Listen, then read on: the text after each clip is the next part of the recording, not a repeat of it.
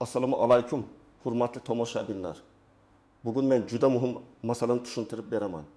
1 iyuldan boshlab pensionerlar uchun yangi talablar, yangi tartiblar va ayrim holatlarda pensiya to'lovlariga ta'sir qilishi mumkin bo'lgan o'zgarishlar haqida gaplashamiz. Bu ma'lumot faqat hozir pensiya olayotganlarga emas, balki yaqin yillarda pensiyaga chiqmoqchi bo'lganlarga. Ota-onasining hujjatlarini yuritayotgan farzandlarga, chet elga chiqib kelib yurgan pensionerlarga, qo'shimcha daromadi bor fuqarolarga ham tegishli. Men sizga masalani oddiy tilda, hayotiy misollar bilan tushuntiraman. Chunki bitta hujjat vaqtida topshirilmasa, bitta ma'lumot yangilanmasa yoki bitta ariza kechiksa, odam o'z pensiyasini vaqtincha ola olmay qolishi, qayta hisob-kitob cho'zilishi yoki ortiqcha to'langan summa keyin ushlab qolinishi mumkin. Shuning uchun videoni oxirigacha ko'ring. Hozirning o'zida kanalga obuna bo'ling, videoga like bosing. Chunki bu ma'lumotni qancha ko'p odam eshitsa, shuncha ko'p pensioner o'z huquqini himoya qila oladi. Avvalgi tartibda ko'p pensionerlar bir marta pensiya tayinlangandan keyin hammasi avtomatik davom etadi deb o'ylardi. Ya'ni odam pensiyaga chiqdi, pensiya daftarchasi yoki plastik kartasi bor, har oy mablag' tushadi. Tamom. Amalda esa pensiya tizimi doimiy ravishda ma'lumotlarga tayanadi. Shaxsning yashash manzili, fuqarolik holati, ish faoliyati, bank rekvizitlari, nogironlik muddati, boquvchisini yo'qotganlik bo'yicha huquqi, chet elga chiqish holati va boshqa omillar pensiya to'loviga ta'sir qiladi. 1 iyuldan keyin asosiy urg'u shunga qaratilmoqda. Pensioner haqidagi ma'lumotlar aniq, yangilangan va tasdiqlangan bo'lishi kerak. Men buni oddiy qilib aytaman.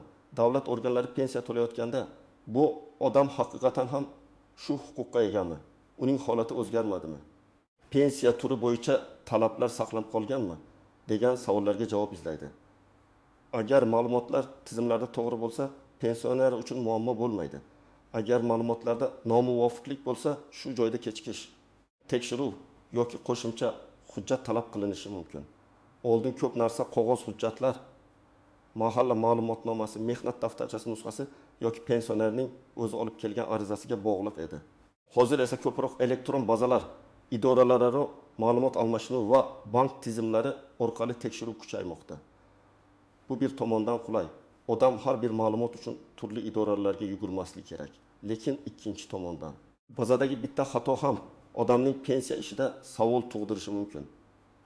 Masalan, pasportdagi ism, familiya bitta harf bilan boshqacha yozilgan bo'lsa, eski mehnat daftarchasidagi ma'lumot elektron bazaga to'liq kirmagan bo'lsa, yashash manzili o'zgargan bo'lsa-yu, pensiya organida bu yangilanmagan bo'lsa, bank kartasi muddati tugagan bo'lsa yoki pensioner chet elda uzoq muddat bo'lib qaytgan bo'lsa, bularning hammasi alohida tekshiriladigan holatga aylanishi mumkin. Birinchi navbatda yoshga doir pensiya olayotgan fuqarolar e'tiborli bo'lishi kerak. Agar siz oddiy yoshga doir pensiya olsangiz va hujjatlaringiz joyida bo'lsa, har oy pensiya kartangizga tushayotgan bo'lsa, siz vahimaga tushmang. Yangi talab degani hammaning pensiyasi to'xtaydi degani emas. Lekin sizning vazifangiz, shaxsiy ma'lumotlaringiz, bank kartangiz, telefon raqamingiz, yashash manzilingiz va pensiya ishiga aloqador hujjatlaringiz tartibli bo'lishi kerak. Misol uchun 68 yoshli Nafisa opa Toshkent viloyatida pensiya oladi. U 3 oy oldin farzandining uyiga ko'chib o'tgan. Lekin rasmiy yashash manzilini o'zgartirmagan. Pensiya kartasiga pul tushib turibdi. Shuning uchun u hech narsani muammo deb o'ylamaydi. Lekin keyin pensiya organi uni topishi, xabarnoma yuborishi yoki qo'shimcha ma'lumot so'rashi kerak bo'lsa, eski manzil bo'yicha qidiradi. Natijada xabarnoma vaqtida yetib bormaydi. Men bunday holatda albatta mahalla, migratsiya yoki tegishli xizmatlar orqali manzil masalasini aniqlashtirishni, pensiya bo'limiga esa amaldagi yashash joyi va aloqa telefonini bildirishni maslahat beraman. Ikkinchi guruh. Nogironlik pensiyasi yoki nogironlik nafaqasi olayotgan fuqarolar. Bu yerda eng muhim narsa nogironlik muddati. Ayrim fuqarolarda nogironlik muddatsiz belgilanadi. Ayrimlarda esa 1 yil, 2 yil yoki ma'lum muddatga belgilanadi. Agar muddatli nogironlik bo'lsa, qayta tibbiy ko'rikdan o'tish vaqti o'tkazib yuborilmasligi kerak. Aks holda to'lovda uzilish bo'lishi mumkin. Masalan, 52 yoshli Akmal aka 2-guruh nogironligi bo'yicha pensiya oladi. Uning tibbiy xulosasi 3000 uygacha amal qiladi. Agar u yil oyida ko'rikka kech bo'lsa, tizimda nogironlik huquqi tasdiqlanmagani uchun to'lov vaqtincha to'xtashi mumkin. Keyin hujjatlar tiklansa, ehtimol qayta hisob kitob qilinadi. Lekin odam bir necha hafta yoki bir oy pul kutib qolishi mumkin. Shuning uchun men doim aytaman, nogironlik muddati tugashidan kamida bir oy oldin oilaviy poliklinika, tibbiy mehnat ekspert komissiyasi yoki tegishli tibbiy idoralar bilan bog'laning. Hali vaqt bor deb yurish eng katta xato. 3-guruh boquvchisini yo'qotganlik bo'yicha pensiya yoki nafaqa olayotganlar. Bu ayniqsa bolalar, talabalar, vasiylar va yolg'iz qolgan oila a'zolari uchun muhim. Bu turdagi to'lovlarda huquq shartlari o'zgarishi mumkin. Bola ma'lum yoshga yetadi, o'qish shakli o'zgaradi. Talaba o'qishdan chetlashtiriladi yoki akademik ta'til oladi. Vasiylik hujjati yangilanishi kerak bo'ladi. Bularning har biri to'lovga ta'sir qiladi. Oddiy misol. 19 yoshli Dilshod otasidan boquvchisini yo'qotganlik pensiyasi oladi. Chunki u kunduzgi bo'limda o'qiydi. Agar u sirtqi bo'limga o'tsa yoki o'qishdan chiqarilsa, bu haqda tegishli organlarga ma'lumot borishi kerak. Agar ma'lumot yashirilsa va to'lov davom etsa, keyinchalik ortiqcha to'langan pul qarz sifatida qaytarilishi talab qilinishi mumkin. Bu juda og'ir holat. Chunki odam oylab olgan pulni birdan qaytarishga majbur bo'lib qoladi. Shuning uchun har qanday o'zgarishni vaqtida bildirish foydali. 4-guruh ishlayotgan pensionerlar. Ko'p odam so'raydi, men pensiya olaman, lekin yana ishlayman. Endi pensiyam to'xtaydimi? Umumiy qoida shuki, yoshga doir pensiya olayotgan odamning ishlashi avtomatik ravishda pensiyadan mahrum qiladi degani emas. Lekin ishlayotgan pensionerning daromadi, ijtimoiy soliq, mehnat shartnomasi, qayta hisoblash uchun ish staji va badallar masalasida ma'lumotlar to'g'ri bo'lishi kerak. Ayniqsa rasmiy ishda ishlayotganlar har yili yoki belgilangan tartibda qayta hisoblash imkoniyatlari haqida ma'lumot olishi lozim. Masalan, 63 yoshli Sobir aka pensiyaga chiqqandan keyin qorovul bo'lib ishlayapti. U oyga 2 million so'm maosh oladi. Pensiyasi esa 1 million 800 ming so'm. U 2 yil ishlab qo'shimcha staj va badal yig'di. Agar qonunchilikdagi qayta hisoblash shartlari unga mos kelsa, u pensiyasini qayta ko'rib chiqish uchun murojaat qilishi mumkin. Lekin buni avtomatik deb o'ylamaslik kerak. Ba'zan ariza, mehnat faoliyati bo'yicha ma'lumot yoki elektron tizimdagi tasdiq talab qilinadi. Shuning uchun ishlayotgan pensionerlar o'z mehnat shartnomasi rasmiyligini tekshirib qo'yishi kerak. 5-guruh. Chet elga chiqib kirib yurgan pensionerlar. Bu masalada ko'p tushunmovchilik bor. Odam chet elga davolanishga, farzandinikiga, haj yoki umra safariga vaqtincha ishlayotgan farzandlari yoniga borishi mumkin. Har bir holat alohida baholanadi. Muhimi, pensionerning doimiy yashash joyi, O'zbekistondagi hisoblari, shaxsini tasdiqlash va pensiya olish huquqi bo'yicha ma'lumotlar aniq bo'lishi kerak. Uzoq muddat chet elda bo'lish ayrim holatlarda qo'shimcha tasdiq talab qilishi mumkin. Masalan, 7 yoshli Maryam opa Qozog'istondagi qizining uyida 5 oy turib keldi. Pensiyasi kartasiga tushib turgan, qaytgach. Bank kartasi bloklanganini yoki pensiya bo'limidan qo'shimcha ma'lumot so'ralganini bilib qolishi mumkin. Bunday vaziyat vahima qilmasdan shaxsni tasdiqlovchi hujjat bilan pensiya bo'limiga, bankka yoki davlat xizmatlari markaziga murojaat qilish kerak. Men har doim safarga chiqishdan oldin bank kartasining muddati, SMS xabarnoma, ishonchnoma va aloqa raqamini tekshirishni maslahat beraman. Endi eng muhim nozik jihatlarga o'tamiz. Birinchi noziklik, pensiya to'xtatilishi va pensiya kechikishi bir xil narsa emas. Ko'p odam kartasiga pul vaqtida tushmasa, pensiyamni kesib tashlashdi deb o'ylaydi. Aslida bankdagi texnik muammo karta muddati tugashi, rekvizit o'zgarishi, bayram kunlari, tizim yangilanishi yoki hujjat tekshiruvi sababli kechikish bo'lishi mumkin. Shuning uchun birinchi qadam bankdan aniqlash. Ikkinchi qadam pensiya organidan sababni so'rash. Ikkinchi noziklik ortiqcha to'lov. Bu juda jiddiy masala.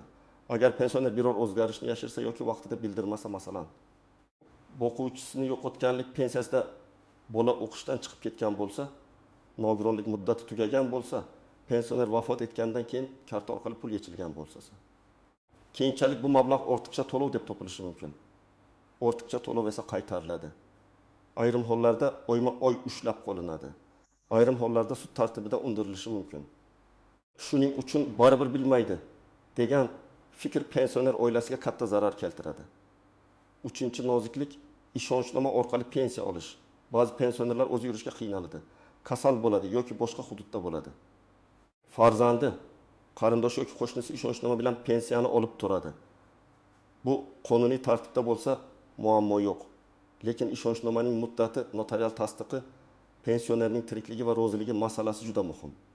Ayniqsa pensioner vafot etganidan keyin uning kartasidan pul yechish yoki ishonchnoma bilan mablag' olish qonuniy oqibatlarga olib keladi. Men buni ochiq aytaman.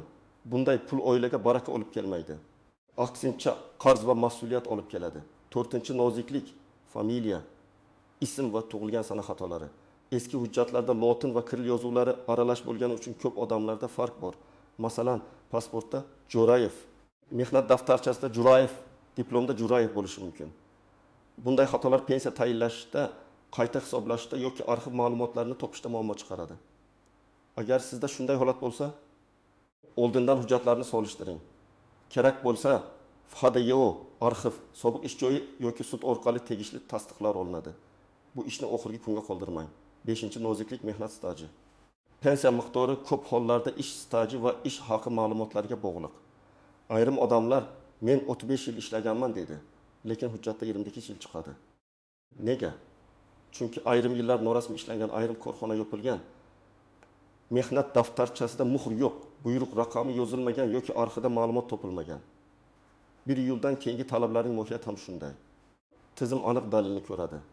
Og'zaki gap bilan pensiya oshmaydi. Hujjat, elektron yozuv, arxiv ma'lumotnomasi yoki qonuniy tasdiq kerak bo'ladi. 6-noziklik bank kartasi va to'lov kanali. Pensionerlarning ko'pi pensiyani plastik kartada oladi. Karta muddati tugasa, PIN kod unutilsa, karta bloqlansa yoki bank filialida rekvizit o'zgarsa, pensiya tushib bo'lsa ham odam undan foydalana olmaydi. Men ko'p kuzatgan holat, pensioner kartasini farzandiga bergan, farzandi boshqa viloyatda, SMS xabarnoma ham farzandining telefonida. Pensioner o'z pulini nazorat qila olmaydi. Bu noto'g'ri. Pensionerning o'zi yoki ishonchli vakili to'lovlarni bilib turishi, karta muddati va hisob holatini nazorat qilishi kerak. 7-noziklik, qo'shimcha nafaqa va kompensatsiyalar. Ayrim pensionerlarda faqat bitta pensiya emas, balki qo'shimcha to'lovlar, parvarish puli, kommunal imtiyoz, nogironlik bo'yicha yordam, dori-darmon imtiyozi yoki mahalliy dasturlar bo'lishi mumkin. Bularning har birida alohida shart bor. Bir shart o'zgarsa, asosiy pensiya emas, balki qo'shimcha to'lov o'zgarishi mumkin. Shuning uchun odam pensiyam kamaydi desa, avvalo qaysi qismi kamayganini aniqlash kerak. Asosiy pensiyami, ustamami, kompensatsiyami yoki bankdagi ushlanmalarmi? Endi men sizga aniq qadamlarni aytaman. Birinchi qadam, hujjatlaringizni bir joyga yig'ing. Pasport yoki ID karta, pensiya guvohnomasi yoki pensiya ishiga oid hujjatlar, mehnat daftarchasi, diplom, harbiy xizmat hujjati, nikoh yoki ajrim guvohnomasi, familiya o'zgargan bo'lsa tasdiqlovchi hujjat, nogironlik xulosasi, o'quvchisini yo'qotganlik bo'yicha tug'ilganlik guvohnomalari va o'qish ma'lumotnomalarini alohida papkaga soling. Hujjat qayerda ekanini bilmaslik eng ko'p vaqt yo'qotadigan muammo. Ikkinchi qadam, bank kartangizni tekshiring. Karta muddati qachon tugaydi? SMS xabarnoma qaysi raqamga ulangan? Karta bloqlanmaganmi? Pensiya tushadigan hisob to'g'rimi? Bularni bankdan aniqlang. Agar karta muddati yaqinlashgan bo'lsa, oldindan yangilang. Pensiya tushadigan kuni karta ishlamasa, odam o'z puliga yetolmay qoladi. Ayniqsa qishloq joylarda bankka borishning o'zi bir kunlik ish bo'lishi mumkin. Uchinchi qadam, yashash manzili va telefon raqamingizni yangilang. Agar siz ko'chgan bo'lsangiz, vaqtincha boshqa farzandingiznikida yashayotgan bo'lsangiz yoki eski telefon raqamingiz ishlamayotgan bo'lsa, pensiya bo'limi, mahalla yoki tegishli davlat xizmatlari orqali ma'lumotni yangilang. Xabarnoma, chaqiruv yoki qo'shimcha hujjat talabi sizga yetib borishi uchun aloqa kanali to'g'ri bo'lishi shart. 4-qadam, agar siz nogironlik bo'yicha to'lov olsangiz, tibbiy xulosa muddatini yozib qo'ying. Uyda kalendarga belgilang, telefoningizga eslatma qo'ying, farzandingizga ayting. Muddat tugashidan oldin shifokorga uchrang. Tibbiy ko'rik hujjatlari, davolanish varaqalari, kasallik tarixi, analiz natijalari, shifoxona epik krizlari tayyor bo'lsin. Komissiya oldida men kasalman deyish yetarli emas, tibbiy dalil kerak. 5-qadam, o'quvchisini yo'qotganlik to'lov bo'lsa, o'qish ma'lumotnomasini vaqtida oling. Talaba kunduzgi bo'limda o'qiyotgani, o'qishdan chetlashtirilmagani va ta'lim shakli o'zgarmagani hujjat bilan tasdiqlanishi kerak. O'quv yili boshida buni albatta tekshirib qo'ying. Agar bola ishlay boshlasa, o'qishni tashlasa yoki boshqa shaklga o'tsa, huquq o'zgarishi mumkinligini biling. 6-qadam. Mehnat stajingizda kamchilik bo'lsa, arxivga murojaat qiling. Sobiq ish joyingiz yopilgan bo'lsa ham, uning hujjatlari tuman yoki viloyat arxivida bo'lishi mumkin. Arizangizda qaysi yillarda, qaysi korxonada, qaysi lavozimda ishlaganingizni aniq yozing. Masalan, 1984 yildan 1992 yilgacha Buxoro paxta tozalash zavodida laborant bo'lib ishlaganman. Ishga qabul qilish va ishdan bo'shatish buyruqlarini tasdiqlab berishingizni so'rayman deb yozish kerak. Noaniq ariza javobni ham kechiktiradi. 7-qadam. Pensiya miqdorida tushunarsiz o'zgarish bo'lsa, og'zaki gap bilan cheklanib qolmang. Pensiya bo'limiga yozma murojaat qiling. Murojaatda familiya, ism, tug'ilgan sana, pasport yoki ID ma'lumotlari, yashash manzili, telefon raqami, pensiya turi va savolingizni aniq yozing. Masalan, 2024 yil iyul oyida pensiya miqdorimga oyga nisbatan kamaygan. Kamayish sababi va hisob kitobini yozma ravishda tushuntirib berishingizni so'rayman. Yozma javob keyingi harakatlar uchun asos bo'ladi. 8-qadam. Davlat xizmatlari markazi pensiya jamg'armasi bo'limi. Bank, mahalla va arxiv o'rtasida yurish kerak bo'lsa, har bir joydan hujjat yoki qabul qilingan ariza raqamini oling. Kelavering, ko'ramiz degan gapga ishonib ketmang. Ariza topshirdingizmi? Ro'yxatdan o'tdimi? Raqam berildimi? Javob muddati qachon? Bularni bilishingiz kerak. Bu sizning huquqingizni himoya qiladi. 9-qadam. Hech kimga kartangiz pin kodini bermang. Hatto qarindosh bo'lsa ham pensionerning puli pensionerning nazoratida bo'lishi kerak. Agar pensioner yura olmasa, qonuniy ishonchnoma rasmiylashtiring. Agar uyda parvarish kerak bo'lsa, tegishli ijtimoiy xizmatlar yoki mahalla orqali yordam imkoniyatlarini so'rang. Noqonuniy yechim keyin katta muammoga aylanadi. 10-qadam. Vahima tarqatadigan xabarga ishonmang. Internetda 1 iyuldan hammaning pensiyasi bekor bo'ladi. Kartadagi pul olib qo'yiladi. Ishlayotgan pensioner pensiyasiz qoladi degan gaplar chiqishi mumkin. Men ekspert sifatida aytaman. Har qanday xabarni rasmiy manba, pensiya bo'limi yoki davlat organining tushuntirishi orqali tekshiring. Lekin hammasi yolg'on deb ham beparvo bo'lmang. Eng to'g'ri yo'l hujjatlarni tartibga solish va o'z holatingizni aniqlashtirish. Yana bir muhim tavsiya. Agar sizning ota-onangiz pensioner bo'lsa, ularga bu ishlarni yolg'iz qoldirmang. Ko'p katta yoshdagilar ariza yozishda, bank ilovasidan foydalanishda, davlat xizmatlari markaziga borishda qiynaladi. Farzand sifatida siz ularga yordam bering, lekin ularning roziligisiz puliga egalik qilmang. Yordam berish boshqa, nazoratni butunlay olib qo'yish boshqa. Agar sizda pensiya tayinlash arafasida bo'lgan odam bo'lsa, masalan, 2 yil ichida pensiya chiqmoqchi bo'lsangiz, hozirdan stajingizni tekshiring. Oxirgi oyda arxiv qidirish, sobiq korxonani izlash, familiya xatosini tuzatish juda qiyin bo'ladi. Pensiya yoshi kelganda hujjat tayyor bo'lsa, tayinlash tezroq va aniqroq bo'ladi. Pensiya miqdorini oshirishning eng yaxshi yo'li hujjatlarni vaqtida va to'liq taqdim etish. Demak, 5 iyuldan pensionerlar uchun eng asosiy masala ma'lumotlarning to'g'riligi, hujjatlarning tartibli bo'lishi va o'zgarishlarni vaqtida bildirish. Hamma pensioner xavotirga tushishi shart emas. Lekin hech kim beparvo bo'lmasligi kerak. Yoshga doir pensiya olayotganlar bank va manzil ma'lumotlarini tekshirsin. Nogironlik bo'yicha to'lov olayotganlar tibbiy xulosa muddatini nazorat qilsin. Bo'g'uvchisini yo'qotganlik bo'yicha to'lov olayotganlar o'qish va vasiylik hujjatlarini yangilab tursin. Ishlayotgan pensionerlar rasmiy ish ma'lumotlari va qayta hisoblash imkoniyatlarini aniqlashtirsin. Chet elga chiqib kelib yurganlar esa shaxsini tasdiqlash, bank kartasi va aloqa ma'lumotlarini oldindan tekshirsin. Men sizga bitta gapni eslatib qo'yaman. Pensiya bu sadaqa emas, bu sizning yillar davomida qilgan mehnatingiz, to'lagan badallaringiz va qonuniy huquqingiz natijasi. Shu huquqni himoya qilish uchun hujjatni tartibli saqlash, o'zgarishni vaqtida bildirish va yozma javob talab qilish kerak. Agar sizda 1 iyuldan keyingi talablar bo'yicha savol bo'lsa, izohlarda yozib qoldiring. Qaysi turdagi pensiya olasiz? Muammo nimada? Qaysi hujjat yetishmayapti? Men keyingi videolarda eng ko'p berilgan savollarga alohida javob beraman. Videoni foydali deb bilsangiz, albatta like bosing yaqinlaringizga yuboring va kanalga obuna bo'ling. Chunki bunday ma'lumot bir kishining emas, butun oilaning moliyaviy xotirjamligini saqlab qolishi mumkin.